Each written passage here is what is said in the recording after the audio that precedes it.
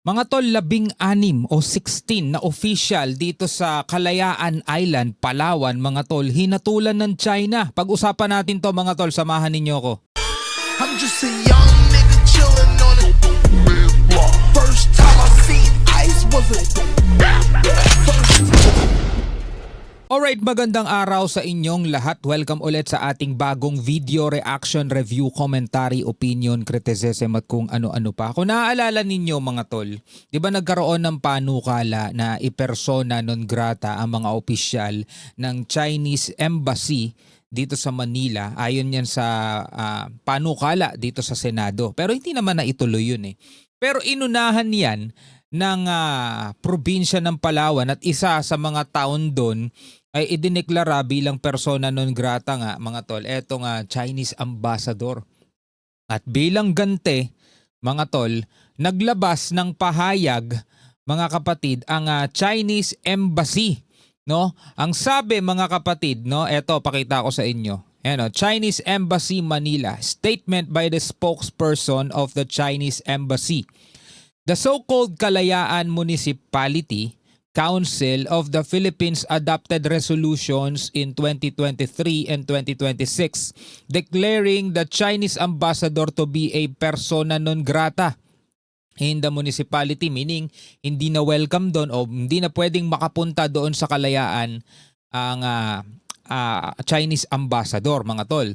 Based on the principle of reciprocity, the individuals involved in fabricating the said resolutions are not welcome to enter China. So bilang gante mga tol, pinagbawalan na nga mga kapatid etong 16 na opisyal. So eto nga yung mga pangalan mga tol, no. Hindi na natin babasahin isa-isa to, pero eto yung 16 na opisyal dito sa may Palawan na hindi na welcome o baka pinersona non grata na rin dito sa China, including Hong Kong and Macau. So ibig sabihin, di na sila pwedeng mamasyal doon. Well, nandun naman ang Taiwan mga tol. Pwede naman sila pumunta sa Taiwan. 'Di ba? Kung hindi na sila welcome sa Hong Kong, di na sila welcome sa Macau, hindi na sila welcome sa China, ano ang masasabi rito ng isa sa mga opisyal mga tol? Ito, papakita ko sa inyo kasi may sagot na eh. Mayroong naging sagot. Mula rito sa Super Radio DZBB, sabi rito, 16 na opisyal ng Kalayaan Island, Palawan, bawal pumasok sa Hong Kong, Macau at China. Pero Kalayaan Island, Palawan Vice Mayor Maurice Philip Albaida, walang balak magtungo sa mga nabanggit na lugar na itinuturing silang unwelcome. Sabi rito, kung kami man ay mapabilang sa 16 na unwelcome doon ay ikinararangal natin ito bilang mga Pilipino dahil tayo ay tumindig at nanindigan para sa ating bansa. Alam nyo mga kapatid, di ba? Sabi nga nung tagapagsalita dito sa Chinese Embassy, kung sakasakali daw na paaalisin daw sila ng ating Pangulo, di ba? Ay ikinararangal din nila. Sabi nila aalis daw sila with honor dahil ay nagampanan nila ang kanilang tungkulin. Mga tol, so para naman dito sa ating mga opisyal, tulad na lang halimbawa ng Vice Mayor Kalayaan Island, Palawan, kung sila man daw ay mapabilang doon sa 16 na unwelcome na o hindi na pwedeng magtungo doon sa China, sa Macau, sa Hong Kong, is ikinararangal din nila. Mga kapatid, tignan nyo to lahat tayo, every Monday siguro no, sa nangyayari pa rin yan sa mga eskwelahan. Ganun din siguro sa mga paaralan saka sa mga government. Every Monday, inaawit natin yung Lupang Hinirang, which is ang ating national anthem. 'Di ba? Kung kakantahin natin, bayang magiliw, perlas ng silanganan, alab ng puso sa dibdib mo'y buhay. Lupang hinirang, duyan ka ng magiting sa manlulupig, di ka pasisiil. Doon pa lang mga kapatid 'di ba? Doon pa lang. At meron pang bandang dulo mga kapatid. 'Di ba? Ang anong sabi dun sa bandang dulo? Aming ligaya na pag may mang-aapi ang mamatay ng dahil sa iyo. Well, hindi naman natin kailangan makipagpatayan, di ba? Hindi naman natin kailangan makipaggera kasi nga isa yan mga kapatid sa batas natin, sa saligang batas, di ba? Hindi natin isinusulong ang pakikipaggera. Kung kailangan natin makuha sa diplomasya, is kukunin natin sa diplomasya. Pero mga kapatid, tatandaan natin ang pagsuko ay katumbas ng pagkatalo o ang pagsuko mga kapatid ay katumbas mga kapatid nung nagpasiil ka sa mga manlulupig, no? Kasi sumuko ka eh. Sabi nga sa kanta natin, 'di ba? Sa manlulupig di ka pasisiil.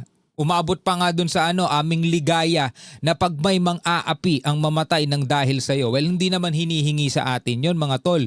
Yung tipong tumindig lamang tayo bilang mga Pilipino, dapat nagkakaisa tayo para sa ipinaglalaban ng ating bansa. Yun lang eh.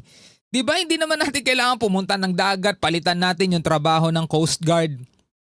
Tayo yung makiharap dun sa China, tayo yung sumalo ng water cannon nila. Hindi naman natin kailangan yun eh.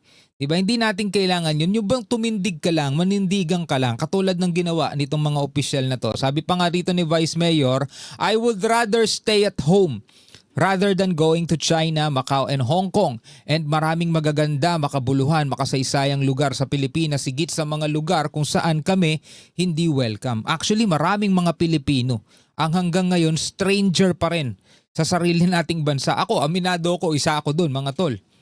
Napakarami pang mga lugar dito sa Pilipinas ang hindi pa natin napupuntahan o hindi pa natin napapasyalan. 'Di ba? So bago mo hangarin na mabisita itong mga bansang to tulad ng China, Hong Kong, Macau, bago mo hangarin yan, hangarin mo munang malibot mo yung buong Pilipinas at makita mo yung ganda ng ating bansa na kapag hindi natin iningatan at hindi tayo nagtulong-tulong, mababaliwala lang lahat to mga tol. Kasi 'di ba, napag-uusapan na isuko na lang daw. Actually mga kapatid, yun ang mainit na topic ngayon. 'Di ba? Kasi nga nagsalita si Senator Marcoleta, ano daw ipagpapatayan natin dito, 'di ba? Para daw hindi na lang tayo mahirapan doon sa paggawa natin ng map is i-give up na lang natin yung KIG o yung Kalayaan Island Group. Ang sagot naman ng ibang mga tawag dito, maritime law expert o yung mga ibang opisyal, mga kapatid, kung lahat na lang idadaan natin sa pag-give up dahil ginugulo tayo, what if naman halimbawa, ginugulo tayo sa ibang parte? Ginugulo tayo rito sa Palawan, ginugulo tayo rito sa Scarborough Shoal, ginugulo tayo sa Ayungin, ginugulo tayo sa Sabina Shoal, lahat na lang ba yan i-give up natin? Alam kong hindi yun ang konteksto mga tol ni Senator Marcoleta. Di ba? Let's give him the benefit of the doubt. Sabi nga ganun, di ba? Pero mga kapatid, kung babalikan ulit natin yung ating pambansang awit sa mga manlulupig di ka pasisiil, malinaw naman kasi na may hatol na ang 2016 arbitral ruling. May ruling na pagdating sa karagatan, do hindi kasama yung mga island, hindi kasama yung mga land features dito sa loob ng ating exclusive economic zone. Doon lang sa karagatan mga tol, doon pa lang makikita na natin kung papaano tayo mga kapatid hinahabol, hinaharas, wina-water cannon nitong China. Again, hindi tayo nakikipag-away sa kanila at ayaw natin silang maging kaaway dahil alam naman natin kung gaano kalaking bansa yan at kung gaano sila kalakas.